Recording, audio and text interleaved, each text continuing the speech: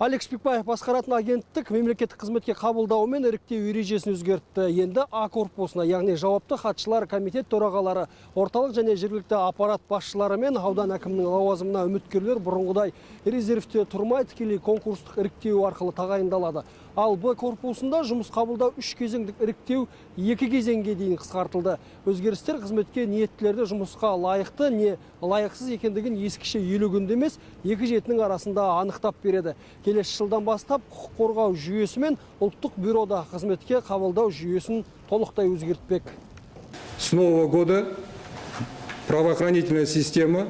Жаңа жылдан бастап құқық қорғау жүйесі мен ұлттық бюро конкурстық негізге ауыстырылады. Одан бөлек құзыретті және талантты мамандарды кадрлық саясат жөніндегі ұлттық комиссия арқылы конкурстан тыс тағайындау мүмкіндігі де қарастырылады. Осы арқылы батыстық білім мен тәжірибесі бар кәсіби мамандарды жеке сектордан мемлекеттік қызметке тарта аламыз. Бұл жерде әлемнің үздік 500 компаниясында жұмыс істеген немесе үздік жоғарғы оқу орындарында PhD дәрежесін алғандар туралы айтып отырмыз.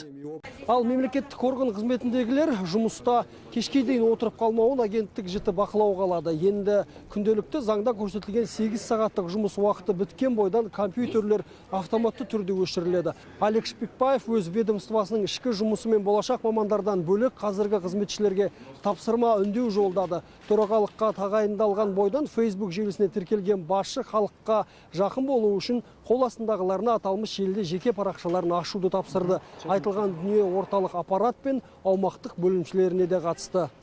Целесообразно рассмотреть. Барлықтарыңыз мінсіз имидж болған қалайсыздар. Сондықтан желіде белсенді жұмыс істейсіздер деп үміттенемін. Жаңа дәуірдің жаңа талаптары бар және жақын болашақта жұмысымыздың басым бөлігі цифрлық кеңістікке өтеді. Дамыған елдердің көпшілігінде мемлекеттік органдар әлеуметтік желі арқылы ресми жауап таратады. Біз де біртіндеп осыған келе жатырмыз.